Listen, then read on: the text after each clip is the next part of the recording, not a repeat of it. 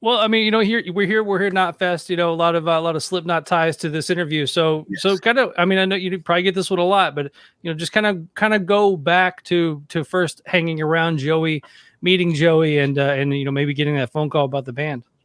I kind of tell this story shorter on stage every night when I do the part where we have a section in the show where I talk about how I met Joey and it's so much I can't actually tell it all on stage, but I'll give you the highlights of it. But basically, I was living in North Carolina. I was working a job delivering magazines at like what you get at grocery stores, everything from the grocery stores to the convenience stores to little porno stores or whatever, everything from Rolling Stone to Hustler I delivered. And I had took my vacation around Halloween because that's what I do. And I came home and there was an answering machine message from Joey. And it was like, yo, this is Joey Jordison of Slipknot. And I'm looking for Wednesday or Joe or what, and he's like, give me a call back. And I had just put the Rolling Stone cover on the shelf that they were on.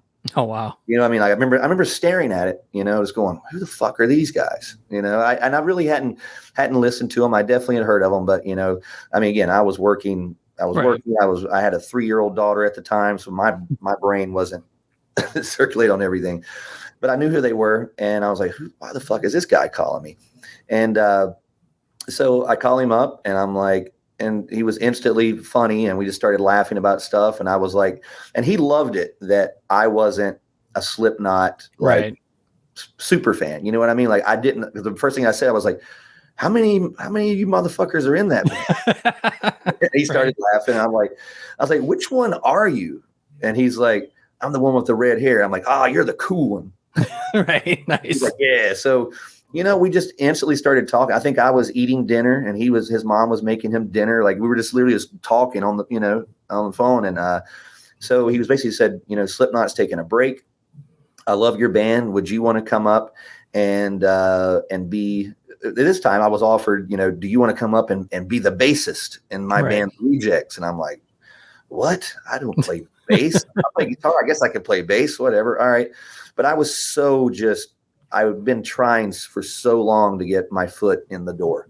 Right. And this seemed like a perfect opportunity. So I flew up to Iowa a couple of times. And on the second or third time I went up there, Joey's like, I want you to sing for the band. I'm like, yes, please. Right. Thank you.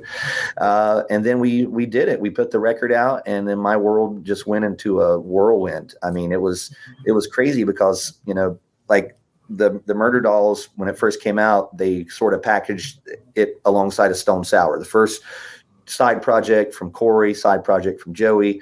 No one had ever seen anybody without their mask. It was like Kiss. Oh yeah. So we instantly had MTV. We had Kerrang. We had all these magazines just wanting to know. So, I mean, it was bizarre. Like I didn't have to really start off being a brand new band. We instantly had this attention.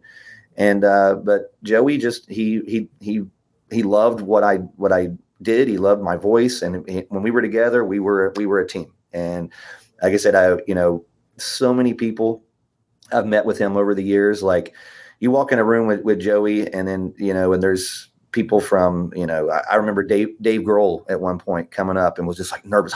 Joey, oh my God, so good to see you.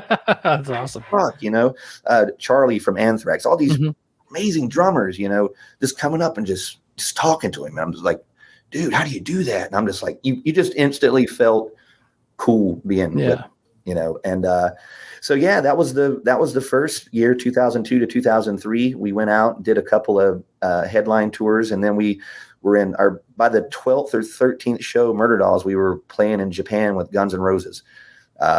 So in front of like 30,000 people. And then we went out with Iron Maiden for 6 weeks at the end of that record cycle before Joey started the Slipknot Volume 3. I got to watch Joey and Corey write the music together. Like I think Joey and Paul had came in with, from what I remember, before that Iron Maiden run, we took 3 months off and Joey's like, I got to write the new Slipknot. So I know him and Paul went in and did I think some just rough demos, if I remember correctly. I remember being on the bus and he was playing it for us. It was just music, no vocals at all. And I'm like, what the fuck is going on? It's just mad drumming and all this stuff. And then gave it to Corey. And then by the end of that because when we ended with Iron Maiden, we did 2 weeks with Stone Sour in the UK. Okay. So every day we're right beside each other in the dressing rooms, and Corey would pull Joey out of the room and go, dude, check this out. I got these lyrics for this song. I'll never forget the song Before I Forget. Mhm. Corey's out in the hallway in Birmingham Academy in the UK, and he's singing those lyrics. I was a Nice. worm. And I'm like, it's cool lyrics. And I didn't know what, and then to hear that, it was cool to be the fly on the wall, yeah. you know? But yeah, that was the very first year. And then we took 8 years off, and then we came back with the Women and Children Last record in 2010, and did it all over again. Went out with Guns N' Roses first tour, did Ozfest and the O2 Arena in the UK. Then we were out with Rob Zombie and Alice Cooper all through the US and Australia, and it was just, again, another whirlwind. And then it stopped. And Joey went back to Slipknot.